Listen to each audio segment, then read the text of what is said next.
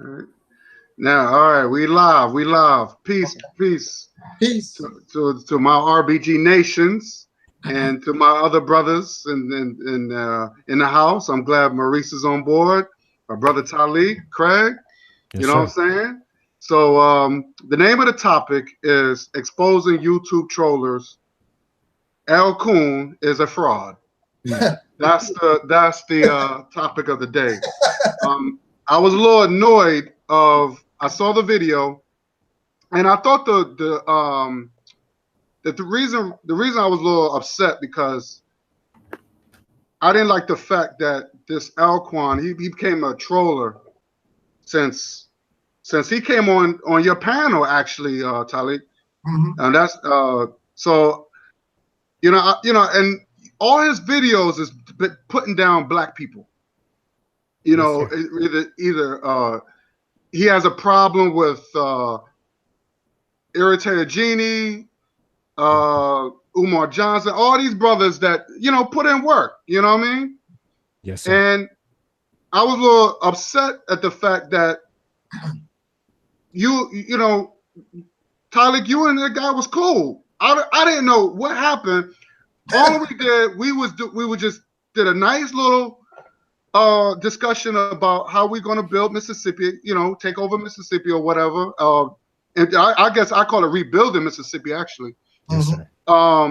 And I guess the dude got offended. Yes, sir. You know what I'll do, Maurice, I'm gonna put Maurice up to speed. I'm gonna show you the comments actually. Just give me 1 second. I'm gonna screen Okay. share this. Definitely. And Let me my see. thing is this. Let me say this while you get that together. Uh, See, my thing is, well, okay, while you get the video clip together, let me just make this quick, brief statement. My thing is this. Okay, I woke up this morning, and I'm subscribed, to Brother Alcoon, or whatever. let's call him Al Coon.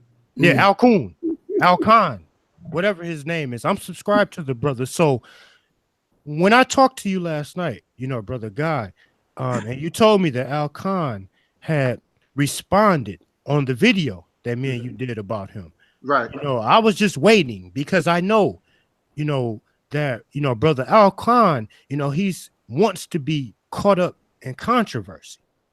So therefore, he gets caught up in all of these YouTube beefs.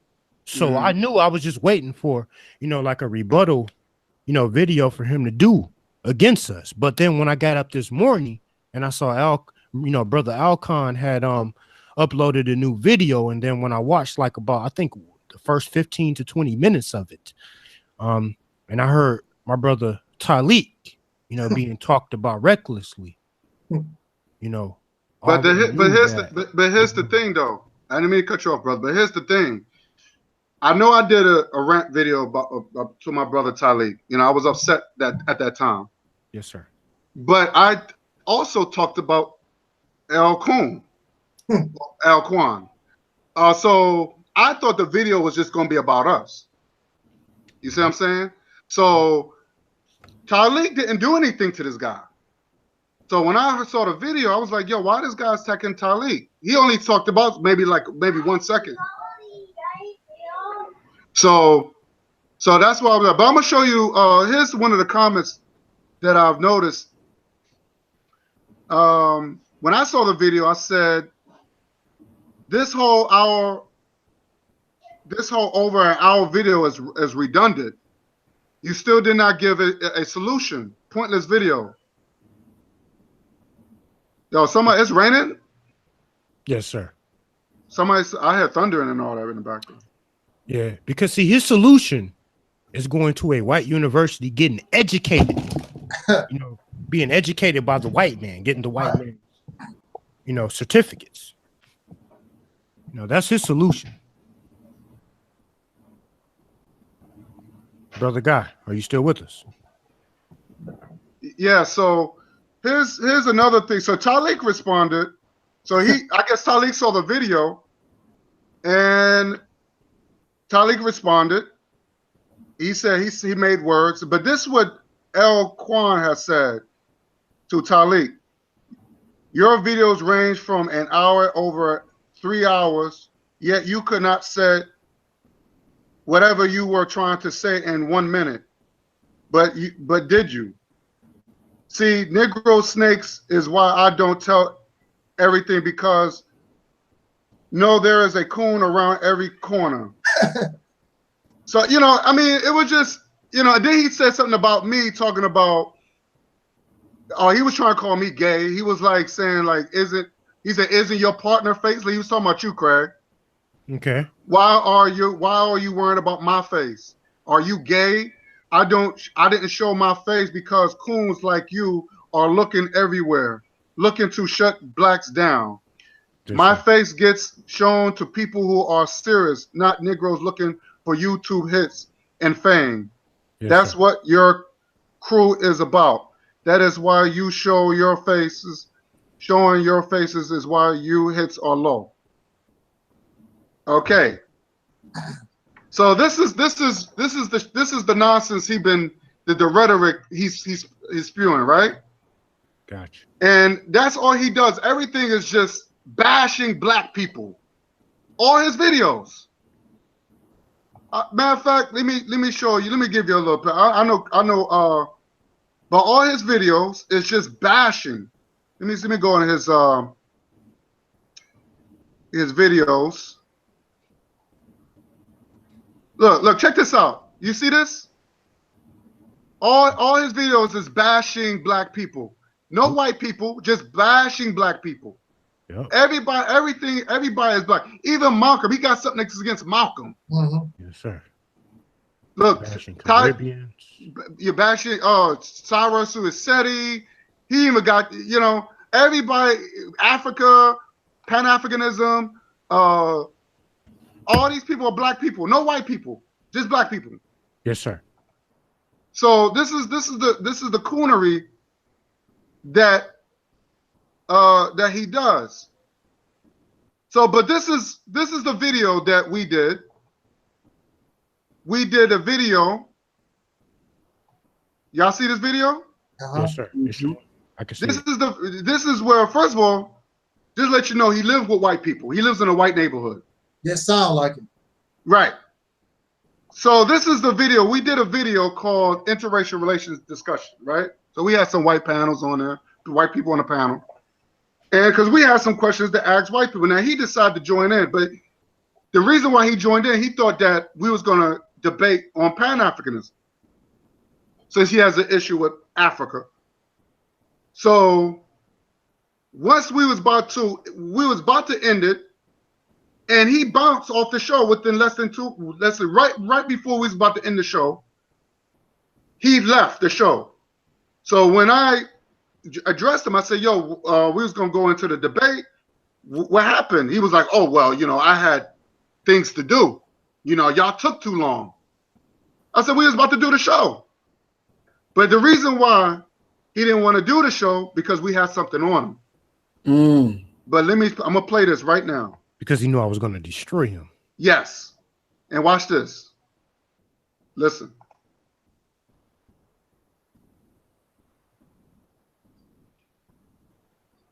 Okay, I can't hear. You can't hear it? Oh. Now, I'll tell you this, though. I did turn it up. Mess with some white style women. I bet you did. Okay, pause it. Turn it up all the way, bro. Okay. Yeah, because I can hear it now, but we just need to. Yeah, okay. All right. Let me just a little bit, brother, and we'll be good to go. Let me see if I got my shit all the way up here. Okay. All right. Here we go. I'm gonna play that right back.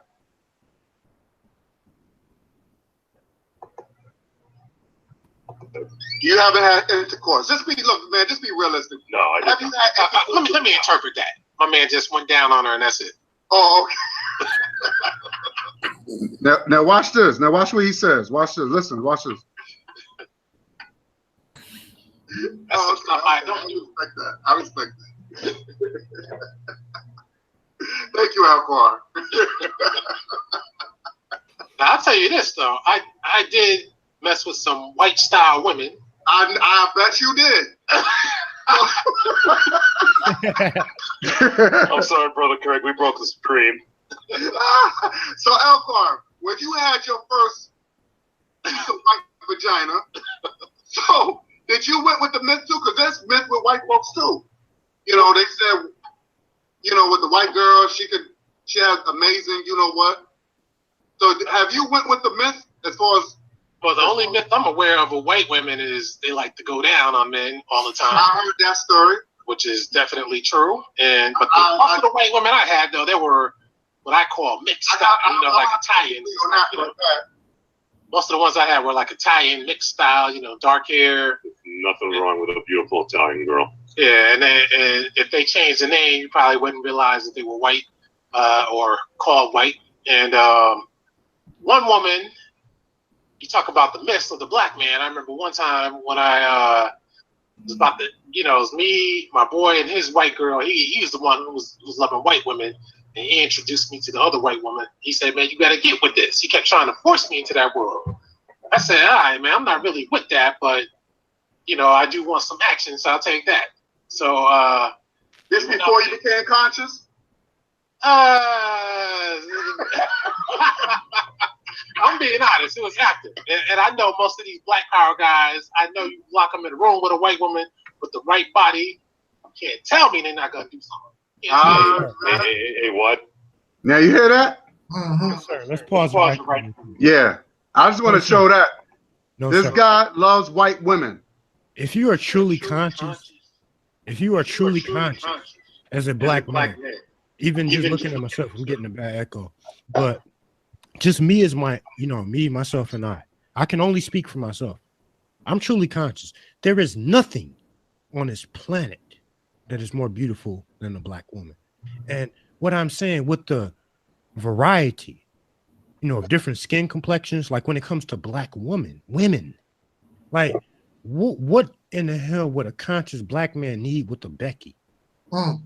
Like the beauty of the black woman, there's nothing that can match the beauty of the black woman. So that statement is false. But go ahead, bro. Yeah, so I just have to play that because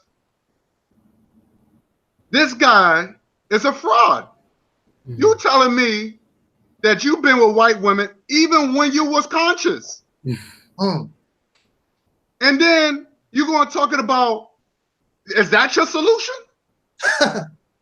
I don't understand. Is that your solution? And then he's talking about this education. He said, oh, well, there's nothing wrong with a college. We didn't say there was anything wrong with a college degree. Well, we don't know the way. Let me tell you something.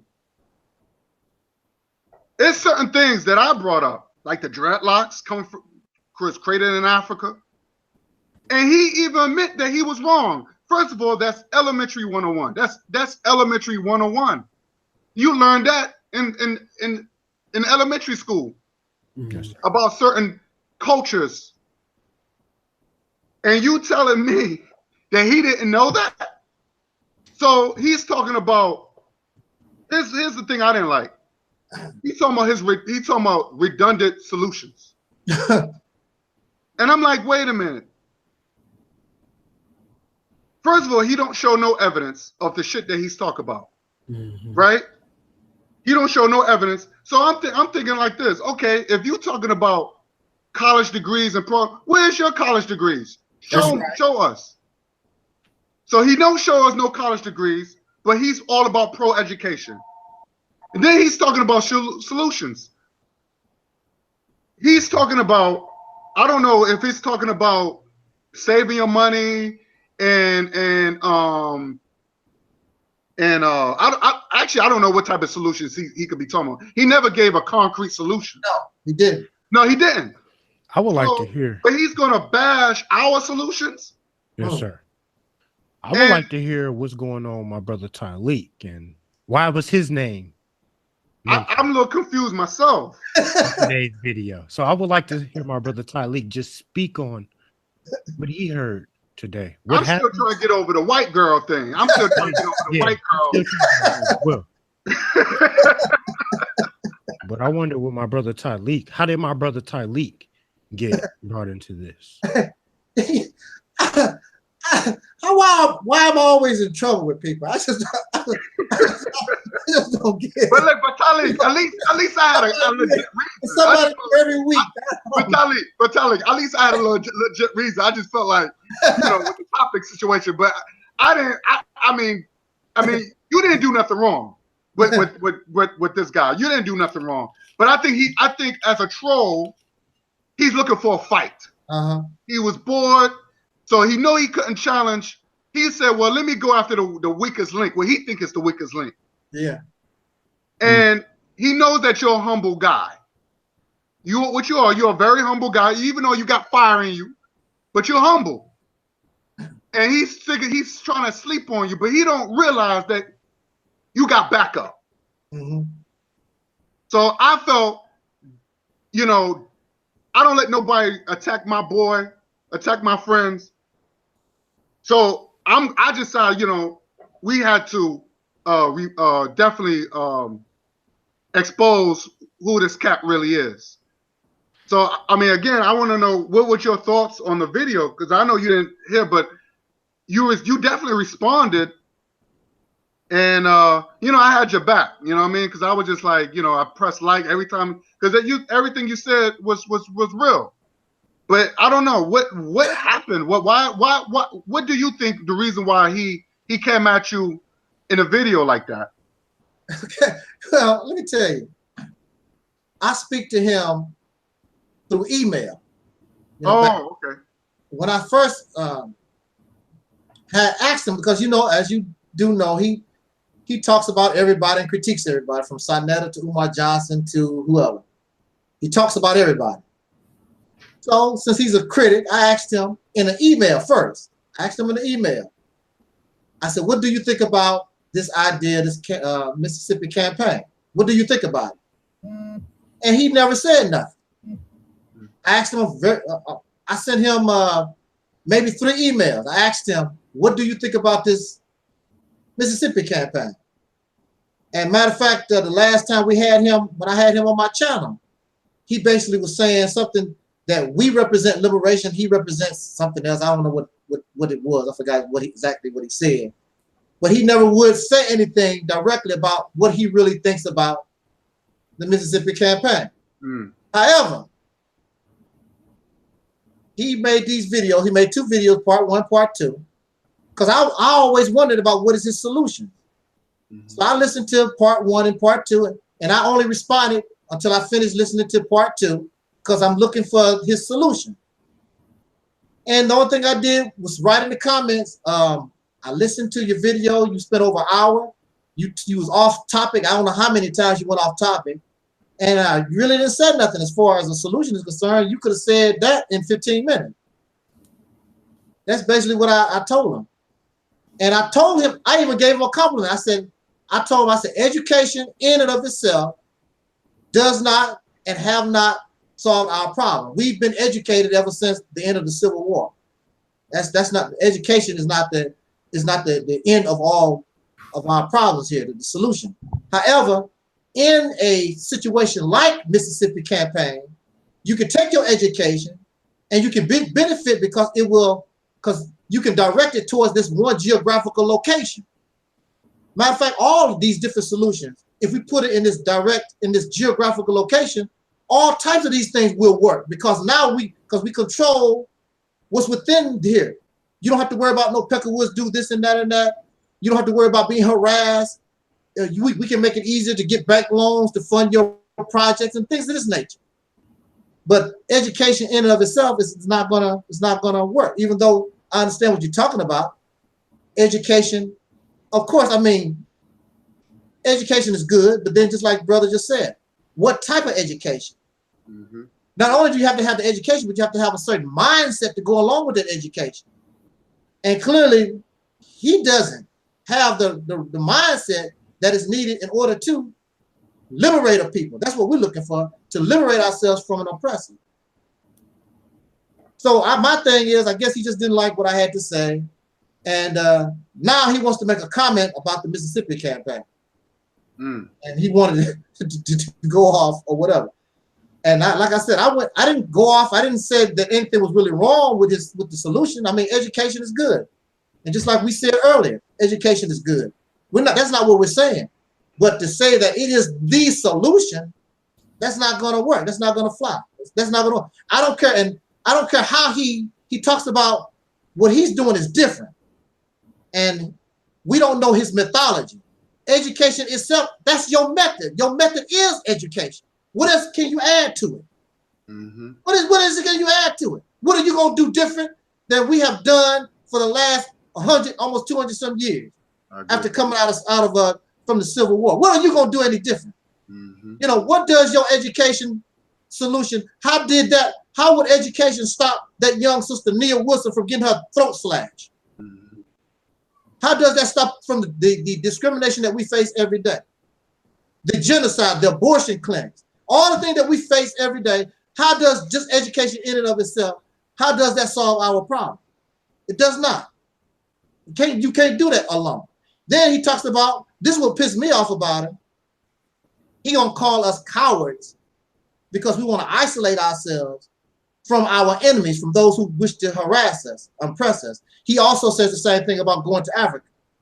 It's natural when somebody's trying to cause you harm. It's natural for you to want to isolate, if you got any sense, to isolate and wish to get away from your oppressor. That's natural. Exactly. But he's telling us that we should continue to beg this cracker, to beg these devils to try to find a place, because that's the only thing he's doing. And he keeps bringing up these other suckers, talking about what the Japanese and the Chinese and people from other, they're not, why do people always compare our situation to others? Exactly. These others were never under slavery for over 300 years. They never were stripped of their identity. They never had laws created just to hinder you. They never been in a situation where you could be outright murdered and there's no repercussions. They never lived that way. They come here and there's nothing standing in their way at all. Matter of fact, many of them are benefiting from our struggle from the civil rights movement. So you cannot compare what others and their accomplishments done to us. Plus, if they so smart and they so intelligent, so educated, why couldn't they do that in their own home country? Why they got to wiggle their lazy, broke ass over here? That's right.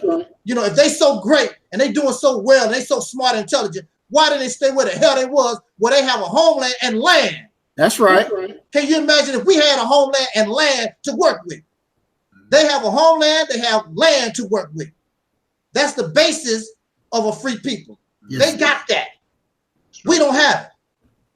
So I'm not impressed by the Chinese or any immigrant sucker that come here and got the nerve to talk about us. Yes, sir. Living, matter of fact, the reason why they're doing what they're doing off of our backs. You don't impress me at all.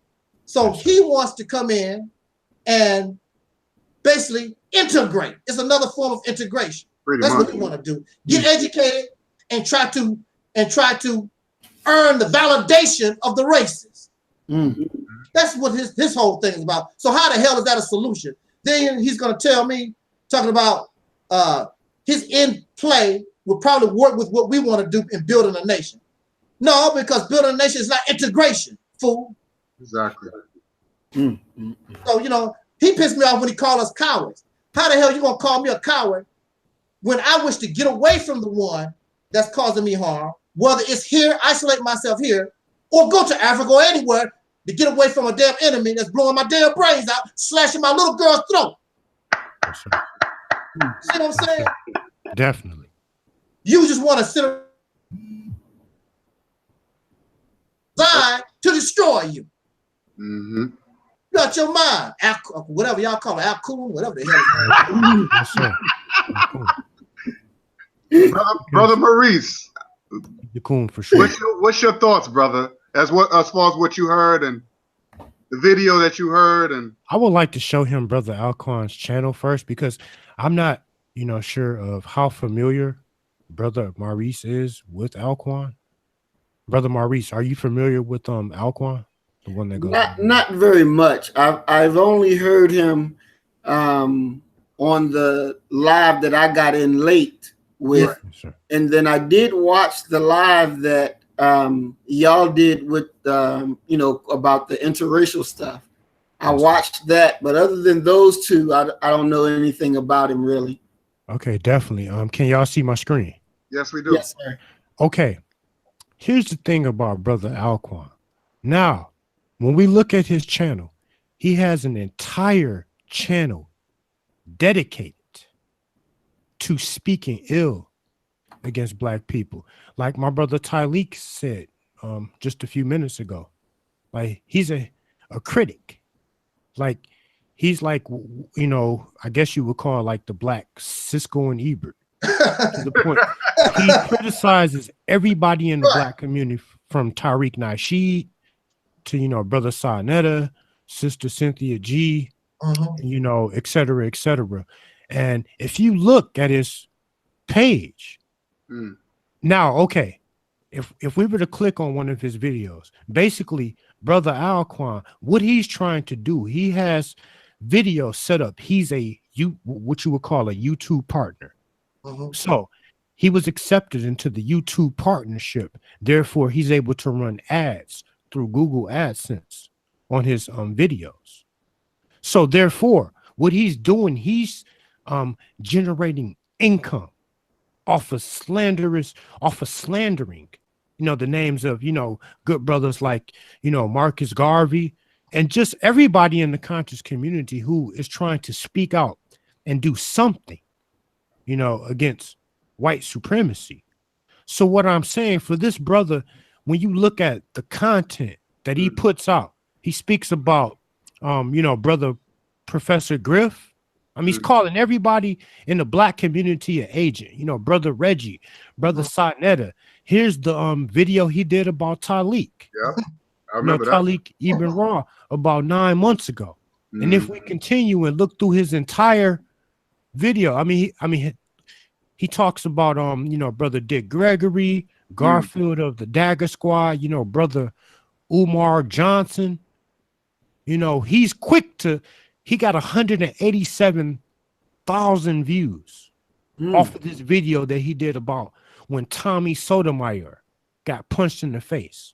Now, I'm sure everybody here is familiar with that. Right. So basically, at the end of the day, what I'm trying to say, the only solution that it seems that this brother can offer is to go to a white man's university and get a college degree. Yes, indeed. You know, I encourage, you know, all my black people to try to get some type of form of, you know, higher education, because there are some fields out here that will be very beneficial. Like even when we talk about this Mississippi campaign, you know, we're going to need carpenter, you know, people who are, you know, well skilled in carpentry work, electricians, you know, mathematicians, you know, we're going to need all type lawyers, doctors, you know, we'll need all of those type of things. But at the end of the day, how can you diss the Mississippi campaign when the only solution that you have to offer is to go to a white university and, you know, get educated and learn about white history, about how Christopher Columbus, you know, discovered America. And, you know, because you know how school is when it comes to history class, you know, white supremacy, the way white supremacy is set up in history class. I mean, we have to, you know, give respect and pay homage to like the quote unquote founders of the Constitution, George Washington, you know, Thomas Jefferson, and so on. You know, the people that, you know, the white men that are on Mount Rushmore. Like, even though these people are, you know, were murderers, pedophiles, you know, child rapists, and all of that stuff. So the question that I have for Alquan, and I really, you know, I was listening to his video this morning. I think I only made it through like 20 minutes of it.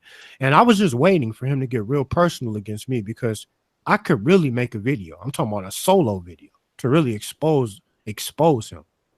But, you know, with that being said, I don't, like I was telling, you know, my good brother Guy this morning, you know, I didn't create this channel for that. I'm not trying to get caught up in, you know, going back and forth, you know, with YouTube beefs. Right. But it's Negroes like Alquan. You know, all he speaks about is, oh, okay, we got Dr. Umar Johnson and the stripper. Like 16,000 views. He talks about Dr. Francis Cress Wilson, Oh. you know, Sister Zaza Ali, you know, regardless of, you know, how we may feel about these people, some of these people personally, Brother Ankh of the Amin Ra Squad, you know, Brother Polite. You know, he has all of these videos talking, like his entire video collection is about, you know, Black people in the conscious community. And this is why I think he's some type of agent, because the video that we played earlier, I never knew that the brother, you know, slept with white women. I didn't either. Yeah, I didn't know that, you know, he was, you know, into the, you know, the whole, you know, interracial swirl thing. But it figures. I was first introduced to Alquan from a blog talk radio show called Talk Real Solutions. And I think he got a negative video about them. You know, they the brother Tyrone Thompson, who is the founder and the host of that broadcast, gave him his own you know, blog talk moment on that program. And he just got angry because people wouldn't accept what he's talking about. So he decided to leave that. He still goes there because, you know, he still like messing with folks. He likes to do that. But that's why he started concentrating on his channel more. He couldn't get no real following on Talk Real Solutions. He had a lot of people that they just wasn't, you know, he's offering no solution.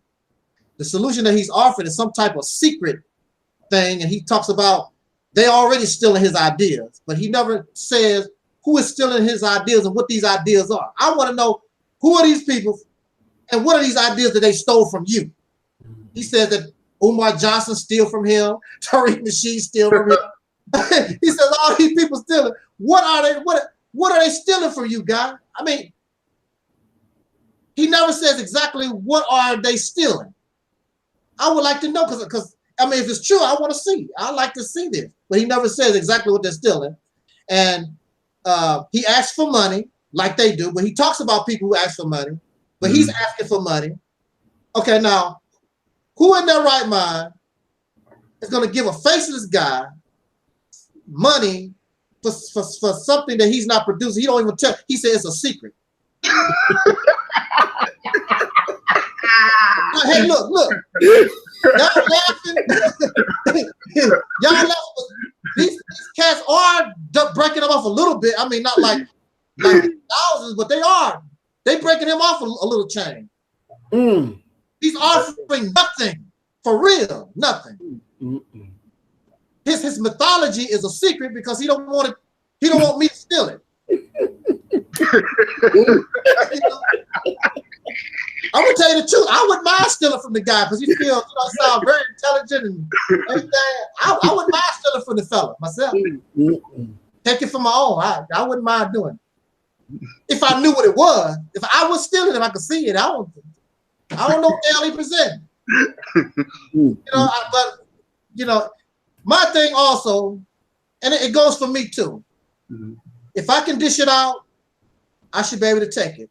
It was a lesbian soul sister on Facebook. We was going back and forth because I posted a video talk about the nature of boy is man, not homosexual. Okay. And we went back and forth, and I always use this nectarine, peach and plum thing for an example. And it comes to I'm in error. So you know, if the sister ever see this video, I'm admitting I'm in error. Okay. Actually, I'm in error, but I'm not. But a nectarine is not a peach and plum mix hybrid. It's not. It's in the peach family. But I always use it, so I guess I'm gonna have to start using my grapefruit analogy because I know that a grapefruit is a lemon and an orange. I know that. Okay, but there are varieties of peach and nectarine that is hybrids. Matter of fact, they even mix them. They even mix nectarines and plums with cherries. So so there are those hybrids out there. But yeah, I can. So I admit error. Now the sister didn't win on the homosexual thing. She gonna lose on that one because that's unnatural. Okay, that's just about the bottom line. If it was natural, sister, then it could easily be seen. Don't take a few stupid animals y'all don't caught on film doing some dumb stuff and talk about proof that that's homosexuality. No, you need to see that all the time. If it's natural, you'll see it all the time. It wouldn't even be nothing to argue about. Like, look, damn, look, they're on the homosexual dog. That ain't how it works. They caught some animals doing some stupid stuff. And chances are a lot of them been manipulated by men, domesticated or whatever, and domesticated animals do dumb stuff, and they caught them on film. Oh, that's homosexuality. No, animals don't do that. Animals don't have sex for pleasure. They only do it for reproduction. You know, and how would you know if they talk about a dolphin has sex for pleasure? How would you know? A dolphin came to you and said, how the hell would you know? That's right. Let me throw that in there because yeah, go ahead, brother. I watch a lot of National Geographics. Yeah. And they don't show one homosexual animal in the National Geographics. So every time I always throw that in there, I always say, show me one homosexual animal in the National Geographics. Show me one. Whether if it's a bear, two male bears going at it, show me one. So they always talk about the dog, right? They always talk about the two dogs humping, and they say that's homosexual, right? Let me say this. The two male dogs, they play around, right? And they show dominance. That's all it is. Yeah. You imagine a penis, a male penis going into a dog's rectum? You know how painful that would be? It would probably kill the dog. So the dogs play around. Let me ask y'all guys a question. Y'all, I don't know if y'all ever wrestled or y'all watch wrestling when y'all was kids. Okay. But they ain't some slight humping going around in that.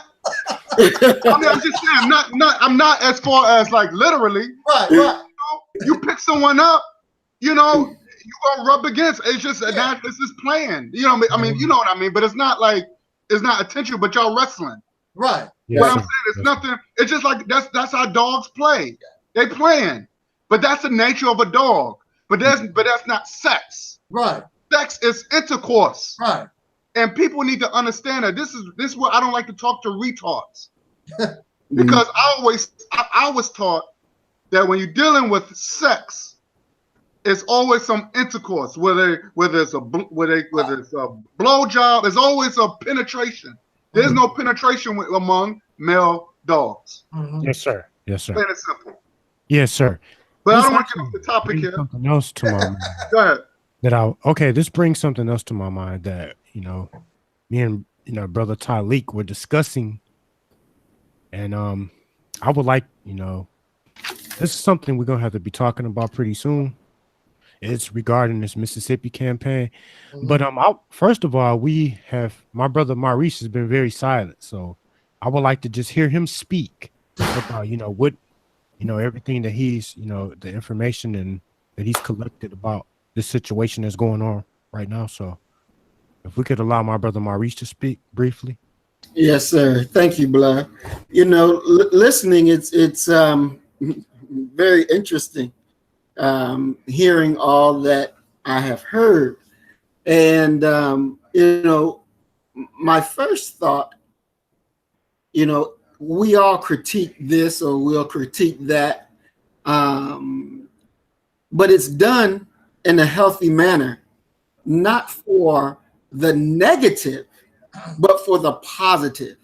You know, the more you go back and forth and you're discussing ideas to help make the idea stronger, to help make the idea grow, so that once you get off the planning stage and you got it in reality, then you have a very stronger presentation. But what I'm learning about Alquan is that that's not his motive. It seems more that his motive is the destruction, is the dismemberment of anything that's going to give you true justice or give you true light in order to see where you are and where you need to be. By him saying that, you know, the Mississippi idea or the Mississippi project, that you are a coward for going that route, is the most disturbing thing, because in reality, to go that route means that you're taking on forces seen and unseen, that you're putting yourself out there in the presence of everybody to see, so that they can say, what? Oh man, that nigga's crazy. He ain't gonna do this. He ain't gonna do that. And a coward would never do that.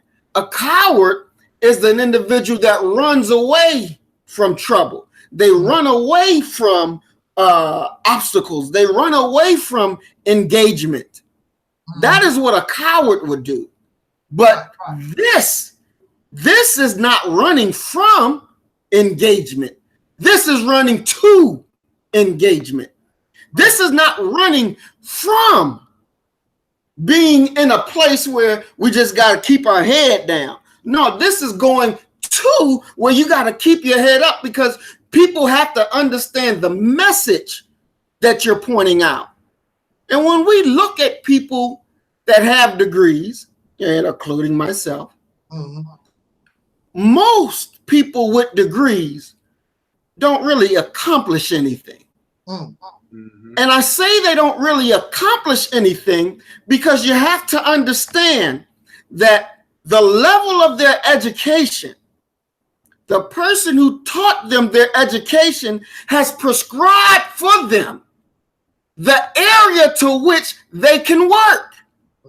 And they cannot work anything outside of that area. And I'll give you an example. You go to school and you become a doctor. Well, you got different type of doctors. You got the gynecologist, you got a foot doctor, you got a general purpose doctor, you got a brain doctor, you got all these different types. Now, if you got a brain injury, a regular doctor cannot help you. You have to go to a specialist, so the specialist can help you. So those of us that have our education, we are limited. Now, if you have a higher education besides what the enemy gave you, which is the education of knowledge of self, that you know who you are, you know how you relate to your people, you know how you relate to the universe, you know how you relate to one another, then your vision that you have is not subjugated to what the oppressor taught you, because you see outside of the box because you have that knowledge of self.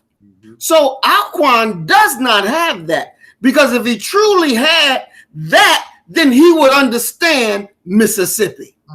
He would understand the importance of the idea that our brother gave us. And he would rally the people to say, hey, this right here represents real, true freedom. Because anything less than this is foolishness. So no, the brother, I don't even want to give him the title of brother, because that's not what a brother is. That's not what a brother does. And see, I'm so happy that when you all saw the video and then you said, hey, we got to deal with this, because he has attacked not only the idea that we represent, but he has attacked our brother. Exactly. And we love for our brother what we love for ourselves. So it is incumbent upon us to respond, so that he know when you attack one, you attack us all. We will not allow you to get away with that. See, that's the new black man and woman. That's the consciousness that we gotta have in order to propel our people where they need to go. So Alquan, I really suggest that you get your shit together and do something different, because one day you'll have to meet on the battlefield and we will not hold anything back, because you have aligned yourself with a system and an enemy that is against the best rise of our people.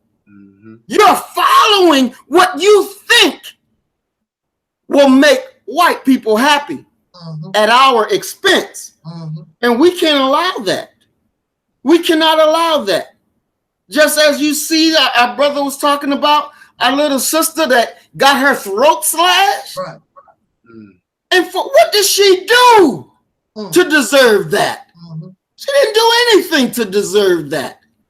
But because there's a hatred that's natural in these people for us. And so we're saying we can alleviate that. We'll be in our area and you be in your area. Right. Now we ain't gonna bother you. You don't bother us. But you come this way, goddammit, and we're gonna have to be men. Simple as that.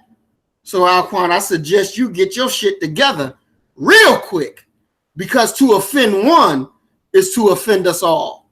To attack one is to attack us all. I love my brother, and he has a beautiful character, and he shows that he loves our people, because he'll get out there and he'll say what's in his heart to say, regardless of whether we all agree, but he speaks from what he believes is right. And you gotta love and respect him for that, because there's a lot of people that would not have the nerve to say even a portion of what our brother says. So we have to give him honor. Our brother Angel Snub Nose number 7, we gotta give him honor. And we gotta give him love, because he shows us love day in and day out. He has been there on the point for us. And he has been critical. And we need correction. Because everything I say ain't right.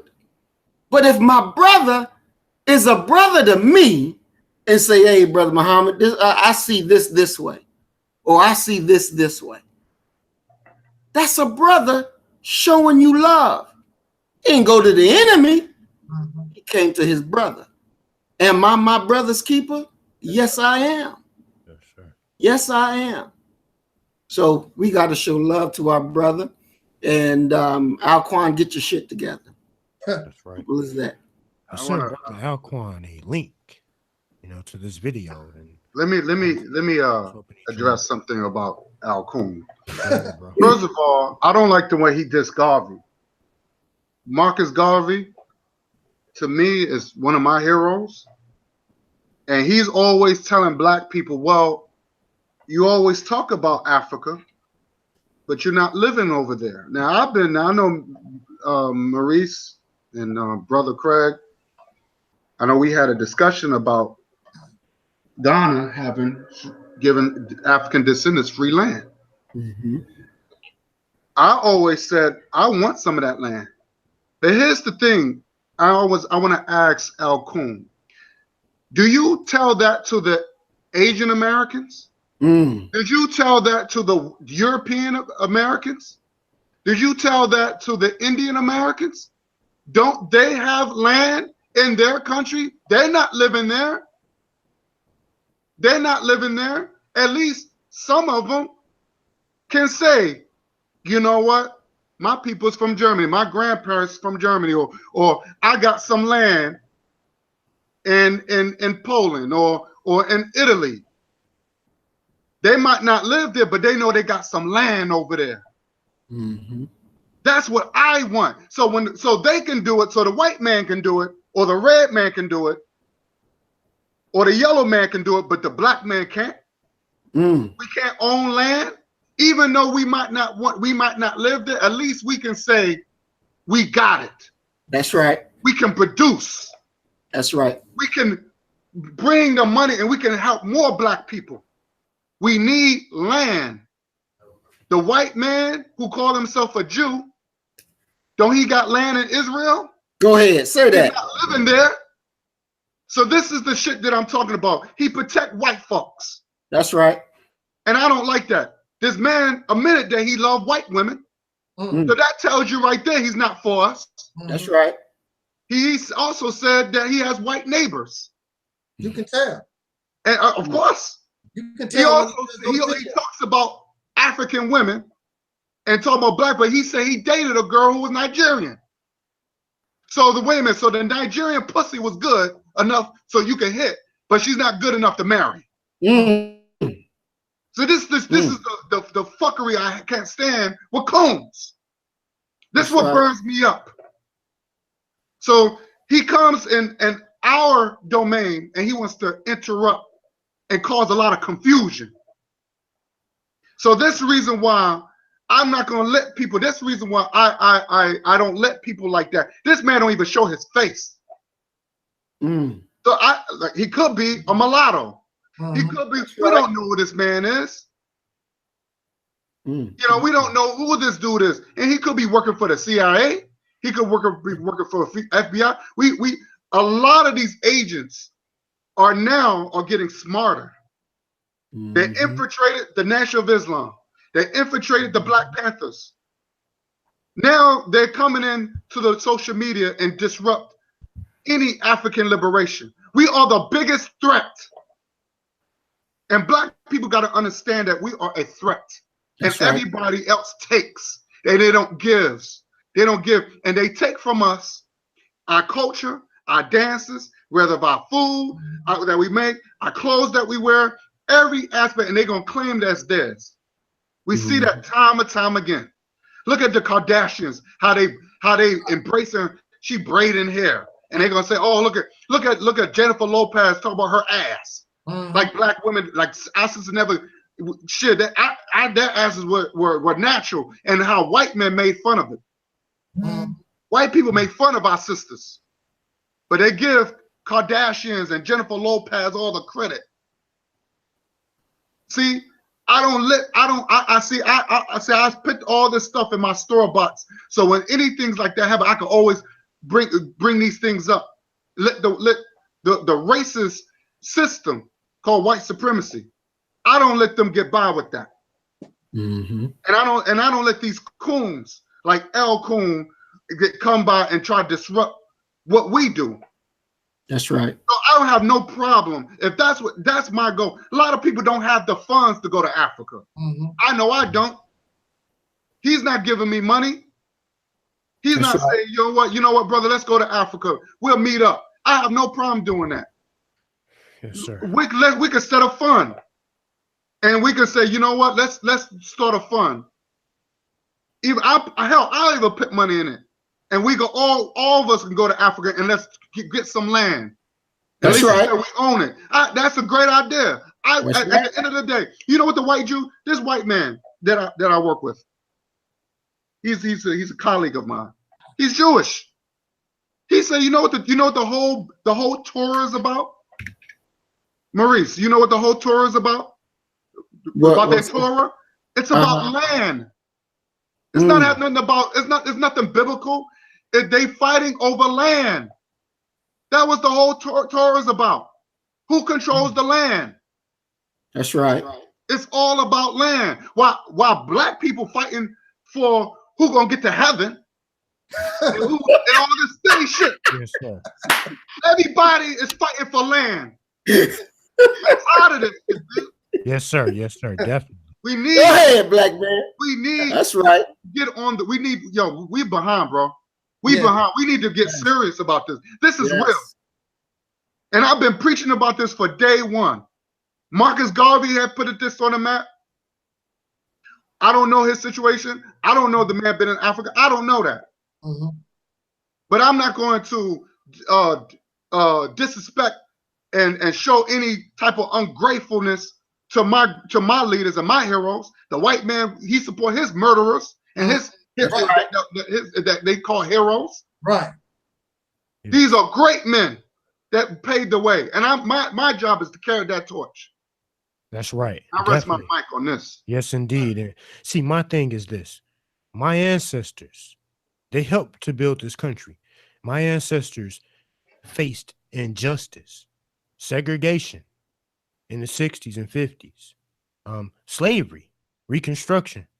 My ancestors were here, regardless if we, you know, we don't have to debate about the origins of Black people. I think we can today can come together and just, you know, come together and form a union just based off of the injustices that all of our people suffered.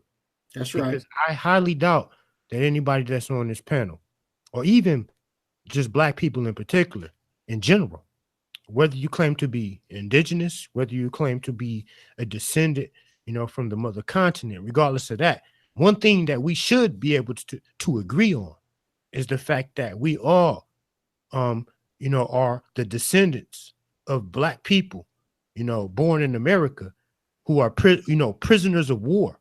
We are the descendants of prisoners of war. We are not American citizens. You know, our people, our forefathers, our ancestors, you know, like even if we look back, just go back into the 50s, just one generation. Now I know Brother Tyleek, he personally, you know, comes from the period, you know, to where Jim Crow segregation, you know, was still prevalent, you know, in the Deep South, as well as my mother.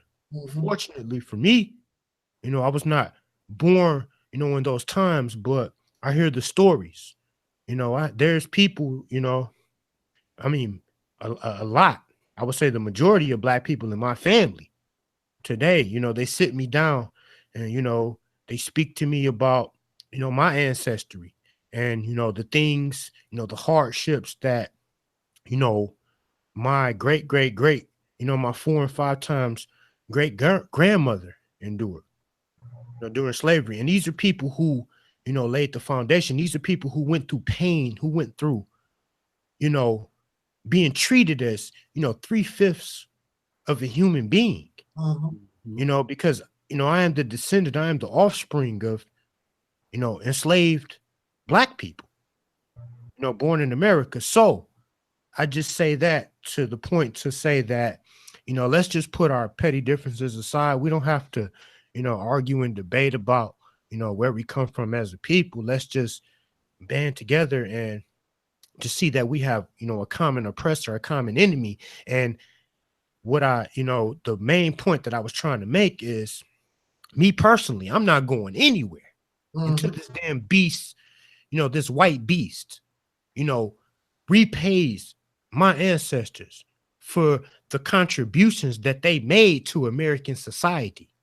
You know, I'm not leaving America. I'm not leaving this country until the white man reimburses me or my descendants, you know, for all of the hardships that my people went through the, Deep South Jim Crow segregation. Not only that, but just any type of form of slavery and oppression that was dealt upon my direct ancestors. I'm not leaving this country until I'm paid back. That's why, I fight and I speak out, in favor of reparations. But we already know, my brother Tyleek is, very vocal on that because, like my brother Tyleek always says, this country, this nation is a nation of criminals. And, criminals, robbers and thieves and rapists and stuff like that, they're not gonna, we'll have to take it. They're not gonna pay us, any type of reparation. So, but I speak out against it. But my brother Tyleek, I see that you have, looks like you're ready and to speak, and my video is on you, so I'm not sure what's going on. Okay, there we go. But brother Tyleek, I know we have some things we need to discuss about this Mississippi campaign, but brother Tyleek, is there anything you would like to say before we? Not really. We've covered the topic is our friend Mr. Alquan, sir, or whatever his name. I don't know why some of you guys thought I was really cool with this fella. As long as he treat me with respect, I'll treat him with respect. That's the bottom line. But of course, again, like so many of us, he can dish it out, but he can't take it. I didn't say anything off the wall to that guy. I didn't write anything. Rather, I didn't say nothing off the wall to him. He just like many of us, we can talk, especially in his situation here. He talks about everybody. I mean, I don't like the fact that he talked about Marcus Garvey, and he talked about there's nobody, everybody he critiques, everybody. So now it's your turn, and you really don't have anything. You got this. I mean, we're not saying nothing off. We're listening for your solution, sir, and there's nothing. There's nothing. You say it's a secret. You have to understand my mythology. What the hell are you talking about?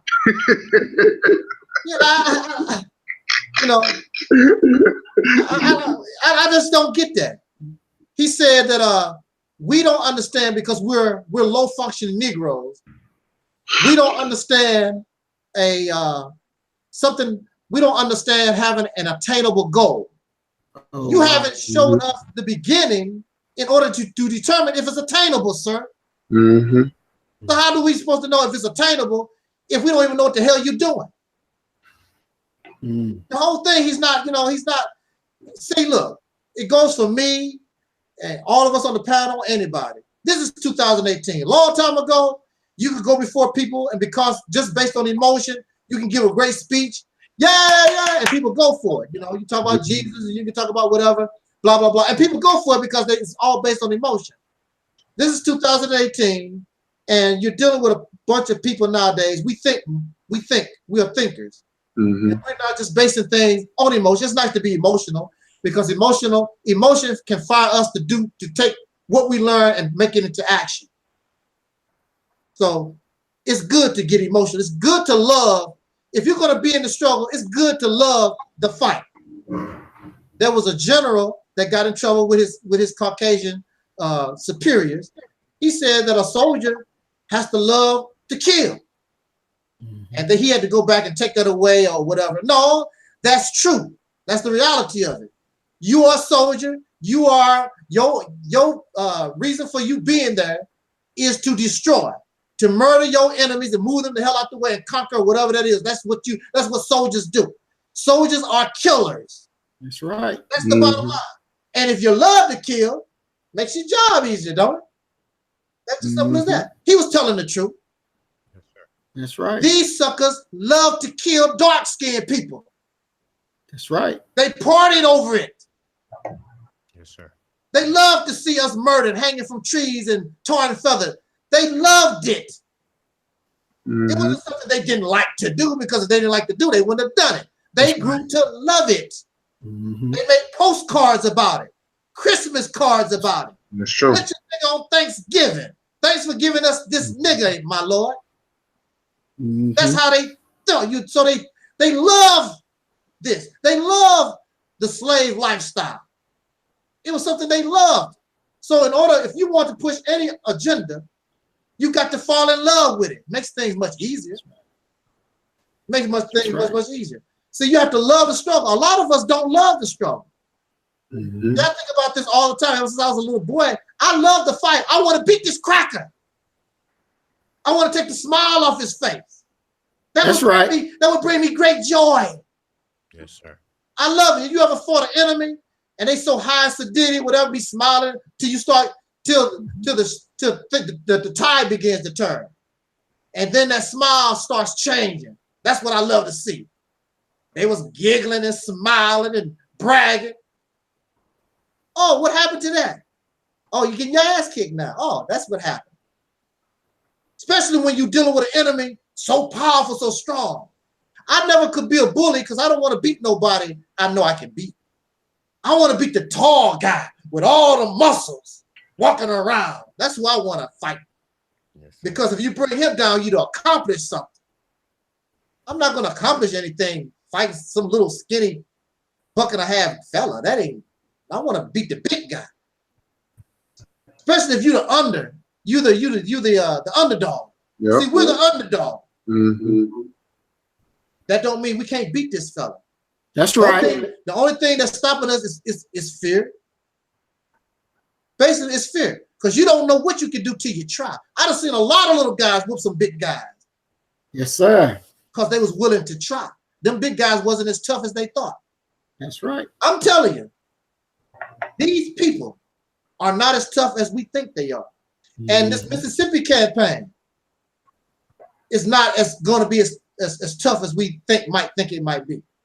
Because really, we're already in those positions. According to the information I've been getting, you know, a place like the capital of Jackson, Mississippi is 80% dominant black anyway. They just need somebody to go in there and inspire them to get them to take advantage of what they got. But they worried about where the white folk, who gives a damn? That's all they need. People to go in and be leaders and show them the right direction and show them that's the way to go. And show them the benefits. Don't worry about them. You need to start worrying about you. Because I'm telling you, things can happen overnight. Don't you know if a nuclear bomb dropped overnight, it will change our reality forever. We have to be ready for that. And groups, I mean, individuals are not going to make it. We have to be in a group situation if you think that you're going to have any chance of survival. And you know, a lot of Negroes, including Alquan, he's an individualist. He's not talking about the people. He's not doing it for the people. He's doing it because of an individual thing. It's about me. This is my idea. It belongs to me. When I talk about Mississippi campaign, I always start off and I always say it's we. I'm not going by myself. You're not going to blame me for success or failure. This is about we, and including the we. It must be a we. That's right. I don't want just certain individuals to get credit. This is supposed to be about we, so we can have pride, so we can share the success. That's right. From every man, woman, and child, and even your dog too, Brother Maurice. He can join you too. He can be a guard dog. That's right. Put him on post. So, you know, I've been back and forth with Brother Maurice, you know, private talking or whatever, but I mean, this is the way to go. We know what we need to do.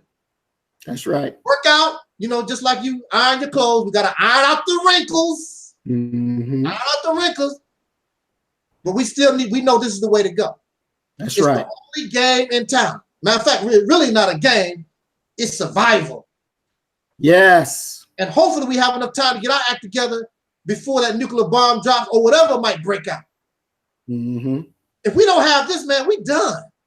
We are. There is no other, you know, if Brother Alquan got the solution, I have no problem with it. I'm looking for it. He's not offering nothing. I'm looking for this real solution. That's realistic. That's attainable, as he's talking about. I'm looking for it. But I don't see nothing no better. I would like to see something much easier to do, really. I'm too old. I'm older than you guys. A lot of my energy is gone. I ain't gonna lie.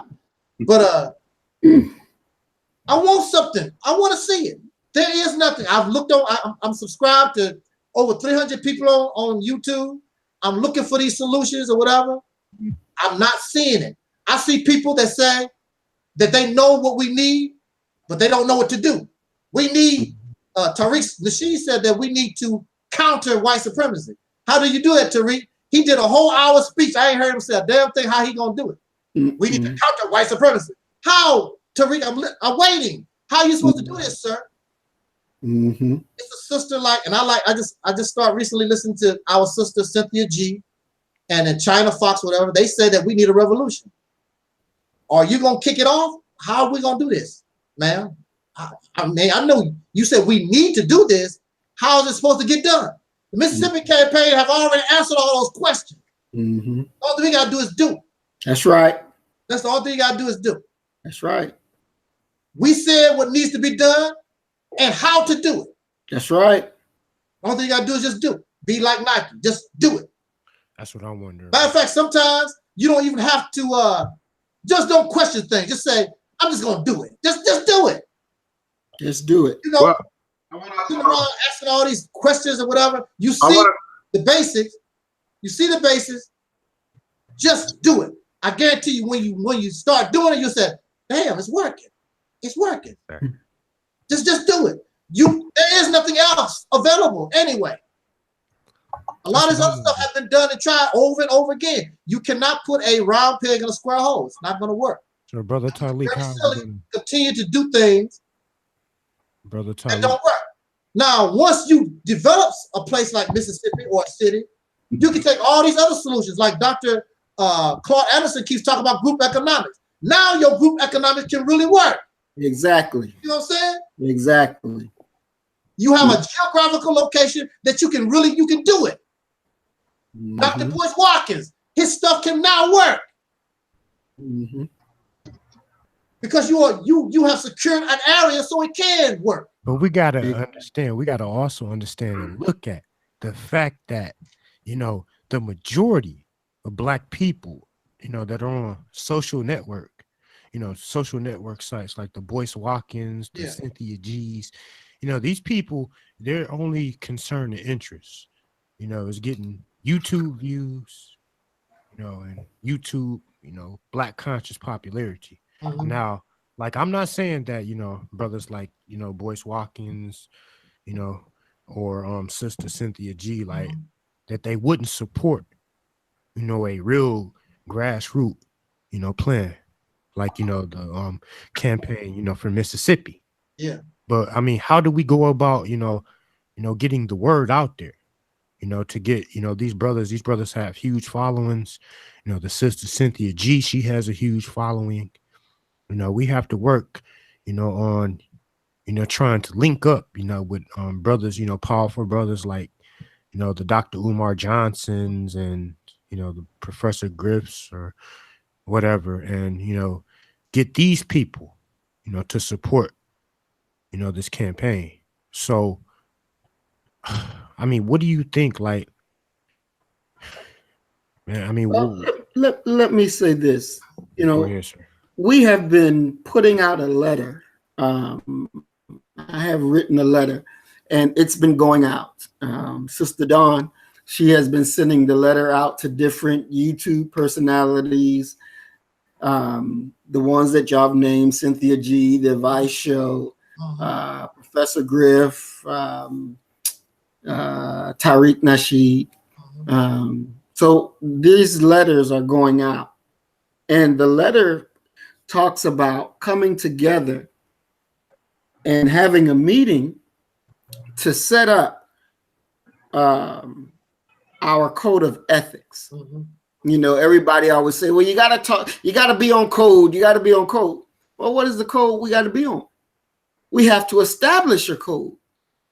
Now, you send out the letter, and then though they get it, if they respond saying, yes, I'll do it, then you know you got people willing to work.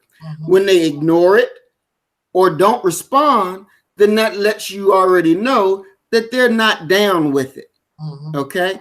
So what we have to do is we send letters because they keep going out, but we got to build where we are.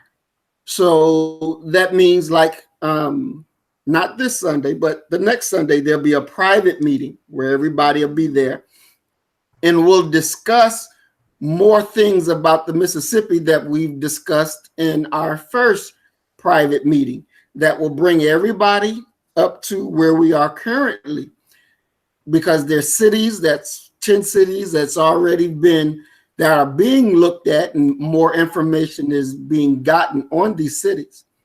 So the first part of what's going on is getting the word out. When you're doing something like this, we have to realize that a lot of well-known people will not get involved with it in the beginning because their thought is, these niggas ain't gonna make it happen.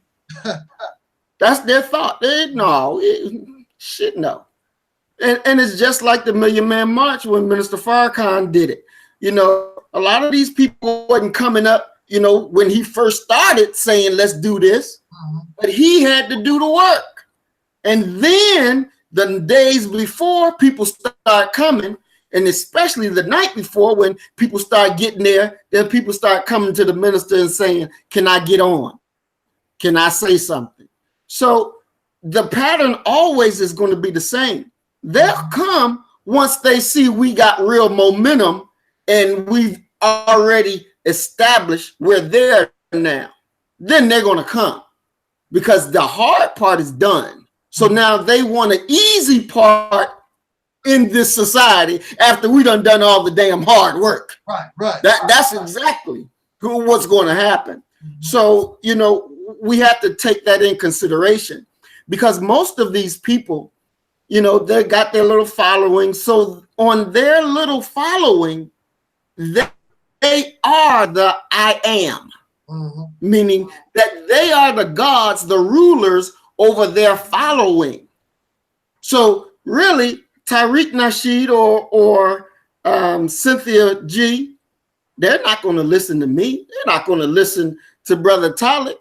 They look and see, well, how many people y'all got on y'all channel? Right. How many people? I got more people than that. You know, I make documentaries. I do that. So what we got to say, they're not going to listen to it because they see us as people that's not worthy to say something that they got to follow. You know, Sister G, she had a question and answer thing. And so I called in. And when I announced my name, she hung the phone up on me. So I called back in again. And she see my number, but she don't pick up my line. Right. She doesn't pick up my line. You know, when YouTube first did something with their ad dollars, and a lot of Black YouTubers said that they were going to stop doing their YouTube because YouTube has pulled their ad dollars. Well, I listened to that and I did get upset, and I did a video. I addressed her. I addressed the Vice show, because wait a minute, y'all said that you love our people. Right. That's what you said. I didn't put the words in your mouth. That's the words I heard come out your mouth. And you said you working on the behalf of our people, but now YouTube has taken money from you because what you were saying, white ad dollars didn't want to be a part of it. So now you're saying, oh, I got to drop my thing. I can't continue. I can't do this. I can't do that. Why? It ain't costing you. YouTube ain't charging you to do a video. Right. See, they sold out their purpose for $1. They sold out their purpose for $1. And I'll call you on that. And if you go to my YouTube channel, you'll see it. And I meant every damn word of it. Because we have suffered as a people because of liars and people who are motivated by money. And see, we talked about this last week, I believe, when the question was, what would you give to stop doing this? What would you take from the enemy to put this down? They'll take money. They'll come if the enemy give them $1,000. These cheap prostitutes, $1,000. Where here you are putting together something that's worth more than that. Right. See, that's why we can say ain't no dollar that they can offer me that's going to punk me, that's going to make us give up on what we do. Our brother, he goes to work driving up and down the highway. He makes his living. He don't charge nobody on YouTube for nothing. You see me, I get up, I go to work, I make my living. I don't charge nobody for this. When I got cases that I work on for other people, because now I get money, I can go and do what I do. And don't have to charge our people a damn thing because I make the money. Because I'm not a robber. Our brother, he's not a robber. He's not a stealer. He's not a thief. He's giving what fake people refuse to give.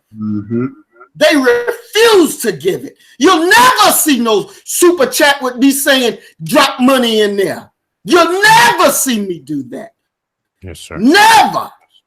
And you'll never see him do that. Never. Because his aim is not money. His aim is the deliverance of our people to have freedom, justice, and equality. And money can never buy that. Will never about that. Never. We come to you and say, what do you need, nigga? What do you want, nigga? You want a Cadillac? I can give you a Cadillac. You want big gold chains? I can give you gold chains. What do you want? And when they say, well, this is what I want, the enemy says, well, nigga, bow down to me. Before I give you what you want, you give me what I want. Go out there and speak against your people. Speak against the idea of Mississippi. Make sure that everybody know that it ain't worth supporting. Right. And you watch them come out because they being paid by their oppressor. They're being paid by the same people that we hate because they're destroying our people. But for that mighty dollar, they'll do the scuffle and gin and bullshit and lead our people somewhere that is not good. You think of the platforms these people have. 170,000, this many, in the thousands. Right. And you mean to tell me in the thousands and they're dropping money in y'all stuff and you ain't built shit? Right. The best thing that you could do is get on YouTube and talk shit about other black people, but you ain't build a damn thing with all that you got. See, that's showing you what's in their heart, man. That's showing you the condition of their intellect. So to come out and push this at our expense when we know that the enemy know that we're challenging his world, Brother Talib, this idea in of itself is the fall of America. Right. Look at what they did to Gaddafi because he was trying to change the monetary system. Look at what they did to Hugo Chavez. Look at what they did to Patrice Lumumba. No, man, we're showing you the quality of our heart and minds by leading our people right to what we gotta have. So we have put the X mark on our body that the enemy will try to remove us. That's what we have done, not out of money, but out of love for our people, because our people don't deserve what they're getting. Right. And I'll rest my mind. It's deep, very deep. That's true. Very true. I just want to say my thoughts on just add on a couple of things. I agree with both of your brothers. One thing that I don't like is that I don't like to be called a coward. And like my brother Tyleek said, just because anything, if you're living in any type of hostile environment, you got to get away from it. I mean, if you got black people in the ghetto, they want to get out the ghetto because they worried about getting shot. That's right. You got black people in the 1930s wanted to get away from the lynchings. Yeah, they want to get away from the lynchings. You know, they wanted to get away. Some of them had to leave the South and come to the North when it's a little safer. Right. You know, and even the North was still bad, certain places in the North. So, you know, running from, if you outnumbered or if you outbeaten, first of all, I don't know how old this Al Coon is, but he talks like he was born yesterday. I don't know if you actually hear this man talk, or this dude, his boy talk. I don't know if he's a man or a boy. He talks like he has no knowledge of white supremacy. You don't know how it works. The government never had our back. That's right. So if we talking about running away where they're safe so we can regroup. What is wrong with that? I'd rather go somewhere around my own people and we can establish our own thing and form our own government. One thing about white supremacy, they don't like what you call a fair game. Right. You know what I'm saying? They don't want nobody. It's always, we always been a threat since we was brought over. And see, I was talking about Abraham Lincoln. Even Abraham Lincoln, Honest Abe, said our presence was a burden. That's right. And a lot of people forget about what this man said. He was going to send us back to Africa. And he said, I'm going to give you whatever you need so y'all can build your own. But if you had coons like Al Coon, didn't like that. They thought that was quote unquote racist. How the fuck that's racist when a white man said, look, I will give you anything you need so you can get away from us. Thank you for building our empire, but we will give some of this stuff back so you can establish your own empire. So now, because you got Negroes that was so afraid to be independent, now we into this mess. So that you had the white man would tell us was going to give us what we need. See, Maurice and Talik and Craig, I can't blame the white man for everything. Right. Because sometimes our own people hold us back. That's right. And we have to acknowledge that. Sometimes the shit that I see on my Facebook feed, my news feed, how black people knocking each other out over stupid shit. Right. But George Zedderman's still alive. Yes. And then you got now that's a new thing where the white woman, she's calling the cops for every little thing now. Now we got to deal with that shit. But this El Coon is sleeping with them. Right. And he needs to be dealt with just like any other fucking coon need to be dealt with. Any other traitor need to be dealt with. Whether it's verbally, physically, whatever has to be done. So this is not going to be tolerated. And I don't like to be hanging around or being around people that's going to that I have to feel, even with my own people. Look, Malcolm has said this. He had to deal with that. So this is nothing new. This is nothing new. And this is something we have to fight. Like I said before in our last panel, it's a civil war. We are in a civil war, and we have to realize we're in a civil war. The white man has his guard dogs. That's right. This is nothing new. You had slaves. Even slaves was protecting their slave masters, hiding them when there was a slave revolt. But nobody talks about that. That's right. So what do we do with the traitors? See, the white man will tell you what he do with his traitors. He'll tell you what the Benedict Arnolds. He'll tell you about what he does with his traitors. But what do we do with ours? See, I don't describe or deal with people like Elquan. These people are not in my circle. I never liked him from day one. He's a joke. You know what I'm saying? So these are people that will hold us back, and anything that we say or do is always wrong with them.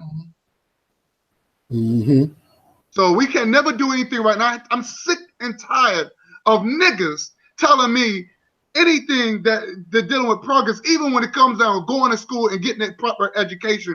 They gonna complain about that. Right. Oh, well, you learn about the white man's education. It's still education. It's still education. Oh, you working for the white man. It's not about working for the white man. It's what you do with your money. Because the white man take your dollars. That's right. And guess what? He built his empire. So what are you doing to build your empire so you don't have to, so you can sell after you use the white man, you can tell the white man to kiss your ass. Because Mm-hmm. now I got mine. Mm-hmm. That's right. We have to be smart. And this is what I'm talking about. This is what we're doing. We're building. We're coming out with plans and stuff like that. But it's never, sometimes we have to say things off air because we don't want the enemy to get, in tune of our plan, because they'll stop us. Yeah. Exactly. But the white man don't have to do it because he got his guard dogs like Al Coon to stop us. That's right. So we have to be smart. We have to be smart, and we have to beat people in their own game. We have to do it. But we have to, like I said again, I don't subscribe to people like that. I just don't. I don't listen to them. It's just they're poison, man. They're poison. So we gotta keep our eyes on the prize, man. That's how I look at it. Right. Keep our eyes on the prize. You know what this idiot had the nerve to say in his last statement to me? He said that we're just like King Noble and Nature Boy. Oh my God. That's what we're trying to do.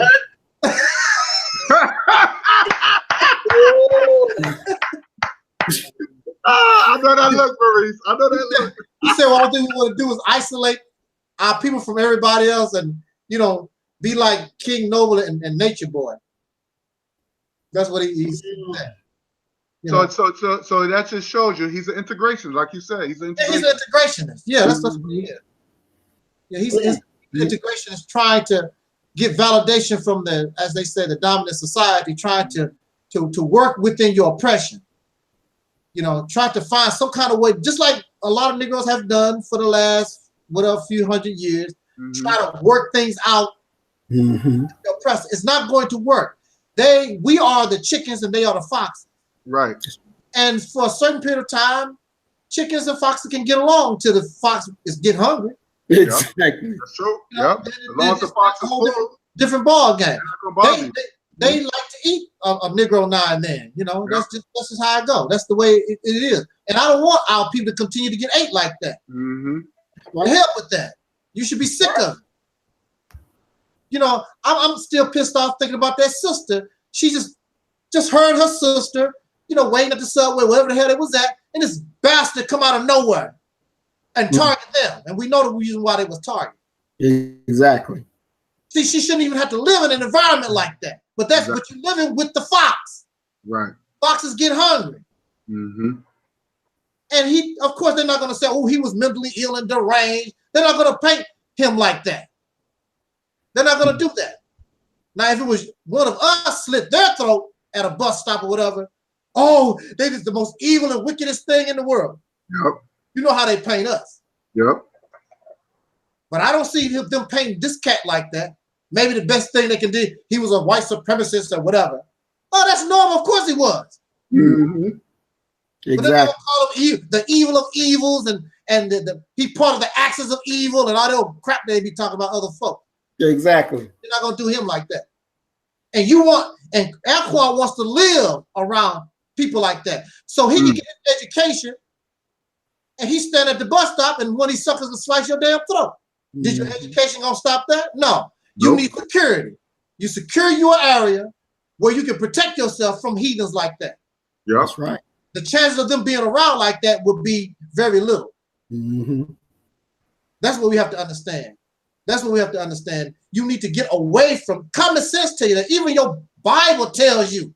Don't Moses get the hell out of Egypt. That's right. Go integrate and get your education. God didn't tell Moses go get no education. From the University of Cairo or whatever. That's the most dumbest stuff I've ever heard. I was walking through the yard today, and me and a cat,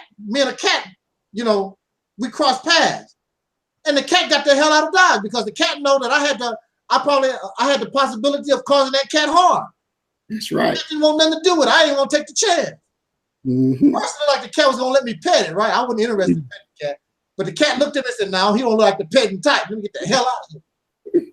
That's what you do. We don't have our own natural instinct. Go ahead. You know, when you walk through the grass, all the bugs start getting out of your way. That's right. You have the potential to cause them harm. That's right. You know, very few animals, when you come into contact with them, they getting the hell out of Dodge. Bear, and I'll tell you this: a lot of bears and these big animals, if they have an opportunity, a lot of them will leave. They don't want no physical confrontation with nobody. That's true.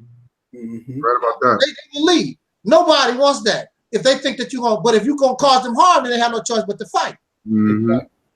But we've lost our natural instinct. Here we are with a people that slice your throat at a bus stop. You know, you end up lynched. You're in a cell because of a traffic ticket. You know, you got some cigarettes that don't have no taxes on it. You end up choked to death. We actually want to live with these people. All my little girls in the church. You know, and the list goes on. You want to live with these people, and it's not like it stopped. That's right. To go on and on and on. It could be your daughter next. That's right. It could be my niece next. That's right. Your wife. Yes. Your uncle. That's who could be next. That's right. Who could be next? That's right. You never know what these people, they predators. You never know. And this man telling me get my education so I get my throat sliced. Crazy as hell. This dude crazy as hell.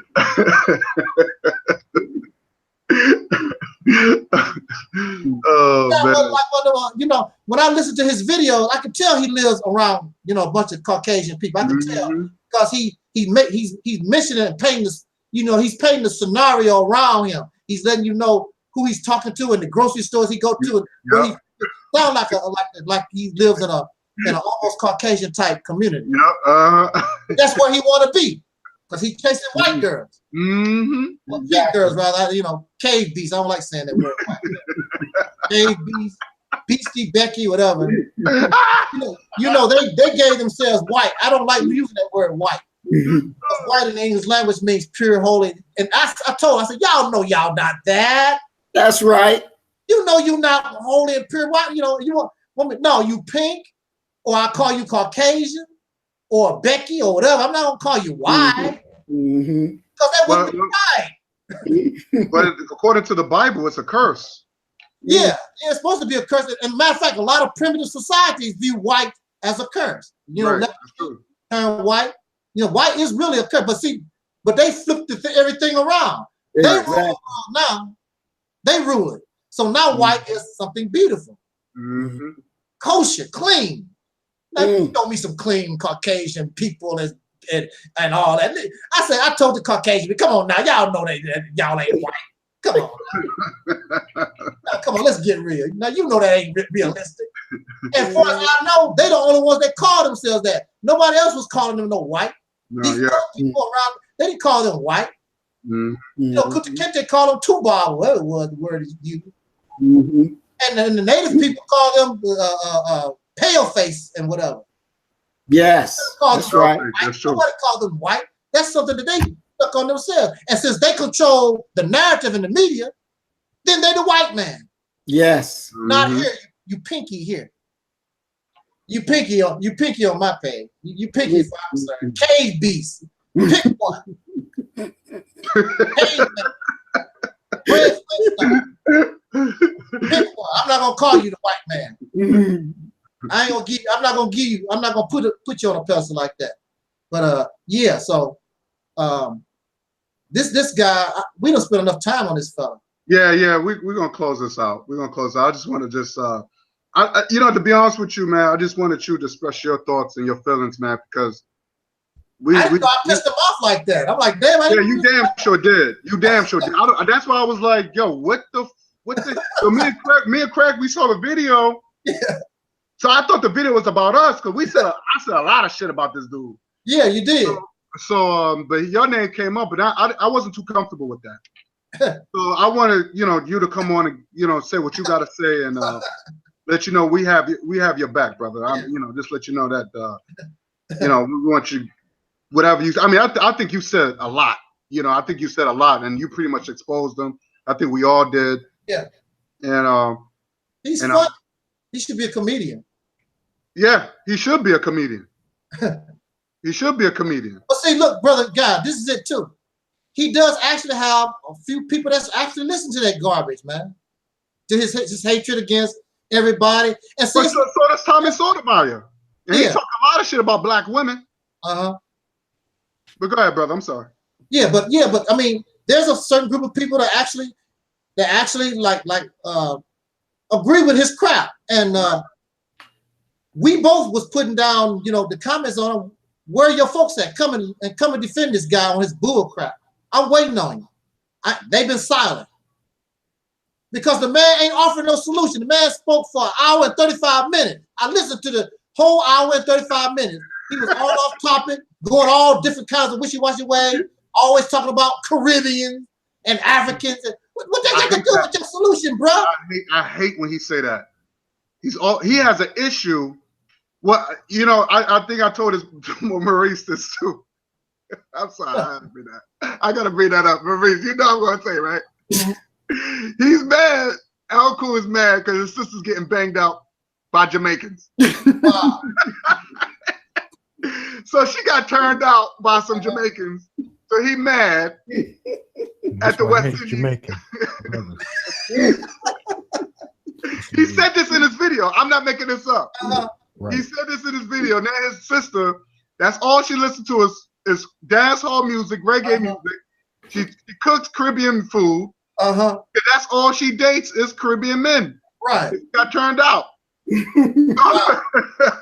So he's upset. It's just like the white man is upset with black people because his white daughter, is getting turned out by a black man. Yeah. It's the same logic. So he's upset. So he sounds like a racist white man. So now you get mad at brothers who's Caribbean for nothing. You getting mad at nothing. Why you get? What did they do? What did they do? Now you talk about African people. Now you talking about Africans don't like it. That's not true at all. Because I meet a lot of African brothers, and they always say, "Hey man, if you want to come visit, my house, they tell you you don't have to pay nothing. We take care of you." So I know a lot of brothers from the motherland who's very knowledgeable, very smart, and they know our condition, because they say, "Look, the white man doing it to us over there." Right. We all in the same boat, you know. Because guess what, Maurice, Talib, Craig, we have to thank social media, because all of us, all this misunderstanding and black people don't like other black people, it's all bullshit. They all listen to black people from Africa. They all listen to us. Black people from Caribbean and Central America and South America, they all listen to us, and they feel the same way we feel. And we have to understand that we're not enemies. Right. That's right. But in the 90s, we didn't have Google Hangouts. Go ahead. So that's the reason why all this misunderstanding. So all this self-hate was a misunderstanding. This is the reason why now you have a lot of black people want to connect with us all over the world, because they realize we are the same. We are in the same situation. This is what the mean Pan-Africanism. This is what Garvey was saying. We all in the same boat. We went through the same shit. So what I'm saying is that you got traders in everywhere. You got traders in North America. You got traders in South. You got traders. You don't think people in Jamaica is going through that shit? You don't think people in Africa is going through that shit? It's the same shit. That's right. So we have to be real. We got to be real. We got to think logically, man. You know, like, enough of this game shit, man. We gotta get our eyes on the prize, and we gotta know who our enemy is. Doesn't matter what race he is. That's right. Our enemy is our enemy. That shit don't have no fucking color. Right. Don't get me wrong. We know our natural enemy, but then we got those sub enemies that, you know, the guard dogs. We gotta watch out for them too. Exactly. No doubt. Exactly. So I know I don't want to go along with it. I just want to, any last words before we close out? I want to say one more thing. You know, I was on or I was watching our soul sister.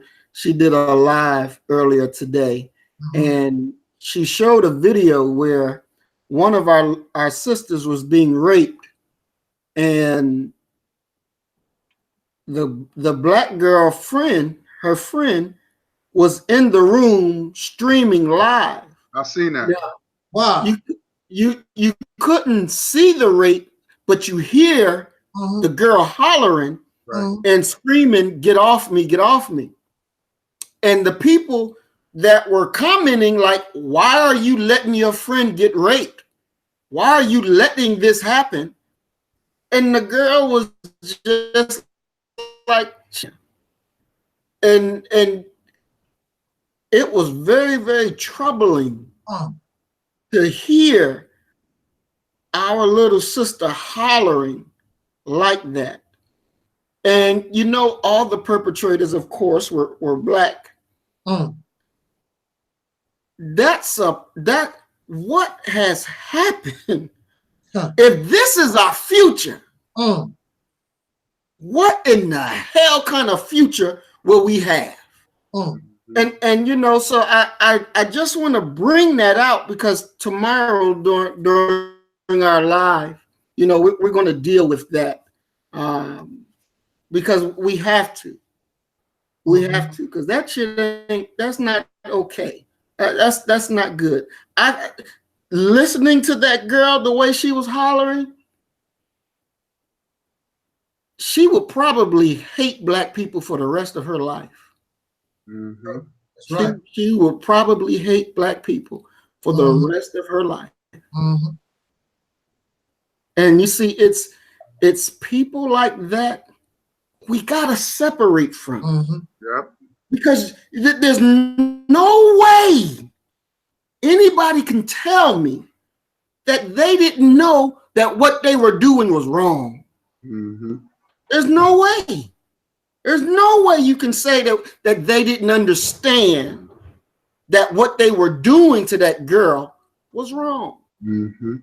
Even her friend, who did nothing, when the people, and it was on Instagram, when the people on Instagram was telling her, "Go help your friend. Go help your friend." What kind of friend are you? Destroy that sister. And she didn't deserve that. She didn't deserve that. Unbelievable. Yeah, I seen that video, man. That was troubling. Yes, very troubling. Very troubling. And it's sad that it seemed like to me is that we still carry on. We still following that barbaric. Most of our people became barbaric. We became just like the people that we supposedly hate. And this is the problem that I have with my people. You know, this is where I'm very selective who I fuck with. You see what I'm saying? I'm very selective. I don't make friends with every black person I see.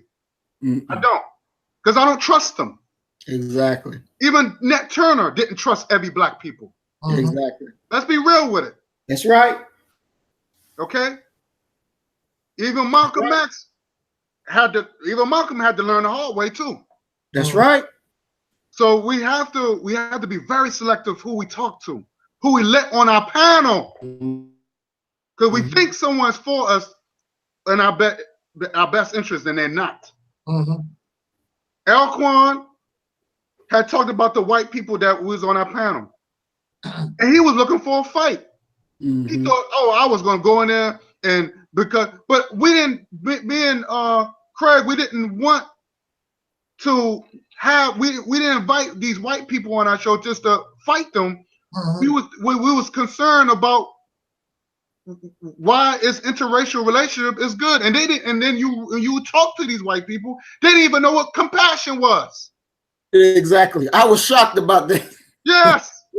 I was like, what?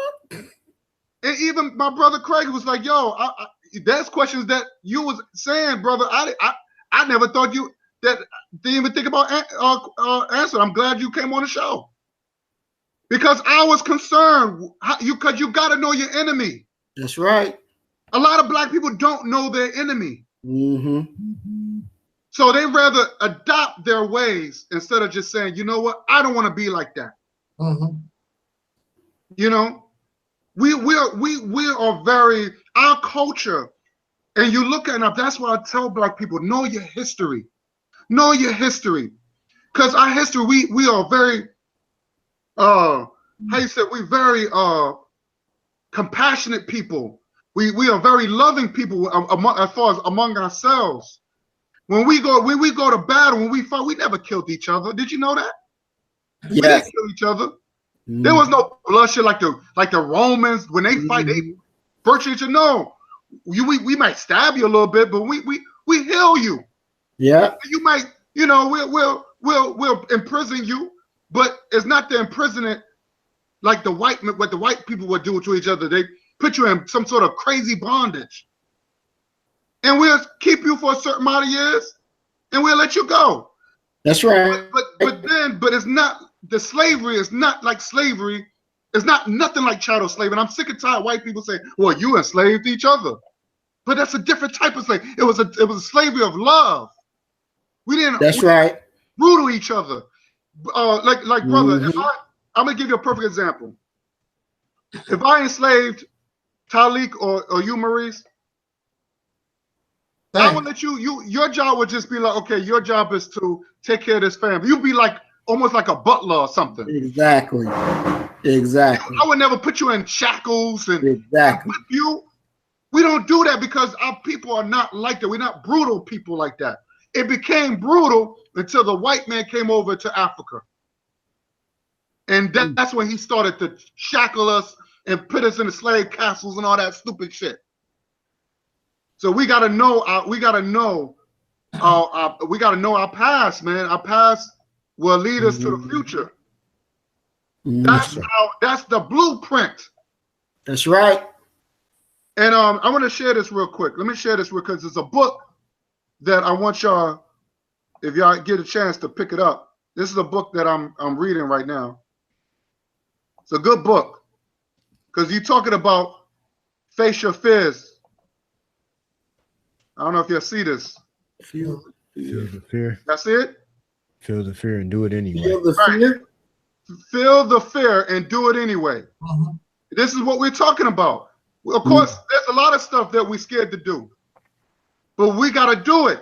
So we talk about, like you said, Talik and Maurice and Craig, it's our survival.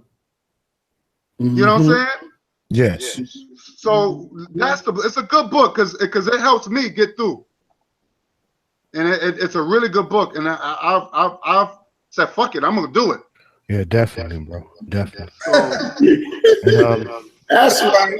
Before my brother Tali closes out, I would just like to say that, you know, this morning when I saw the video, I was very troubled, you know, by, you know, the context and which, you know, certain things have been said. But like my good brother Talik always says, I'm not looking to become an oppressor.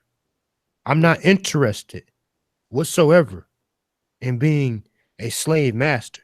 Yes, of course, I fight and I represent, you know, people who are in search of justice and self-defense. But see, when we look at, you know, brothers, and I say that term very loosely, when we speak about, you know, people, black people, Negroes, Negropeans, you know, like, you know, the brother Alquan, he wants to become an oppressor. He wants to be placed upon a throne to where, you know, he has servants. See, I don't want to form a nation, you know, with black people with that type of mindset. Because all I'm looking for is to have justice. I want, you know, our people, you know, all of our black people, you know, all of the descendants you know, born of slaves here in America to be, you know, repaid, and, you know, for all of the injustices and all of the opportunity that was taken away from them. Correct. So I just, you know, I fight for justice for my people. I'm not looking to become a slave master. I'm not looking to become an oppressor, a king, or an emperor, you know, or anything like that. But one thing I will say, you know, when it comes to, you know, my brother Tyleek and, you know, any brother, you know, that's up in this circle that is promoting a message or fighting, you know, for some type of cause that I seem to be noble, you know, that seems to be noble, I'm going to, you know, defend them.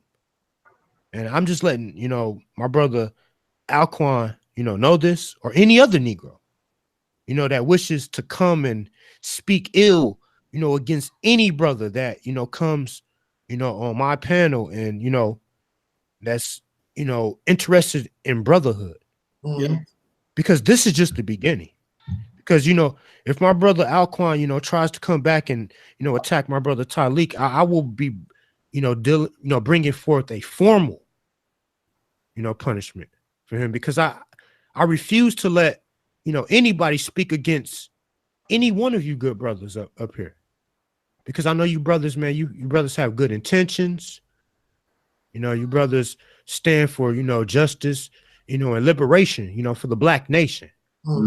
So as long as y'all continue, you know, putting in and doing the good works, I'm gonna have your support 100%.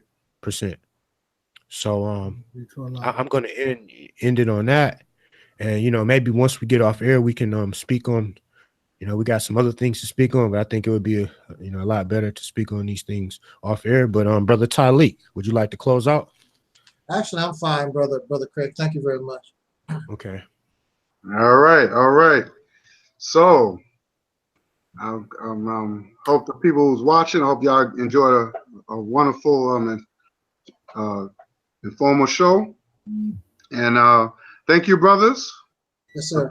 Coming in. And like I said, Tyler, we got your back. Maurice, we got your back. Craig, we got your back. Yes, sir. All right? So we got yours. You know what I'm saying? So brothers, just keep up the good work. You know what I'm saying? And let's keep liberation alive, man. You know what I'm saying? Yes, sir. Yes, sir. All right. We out. Yes, sir. Peace. Peace and blessings.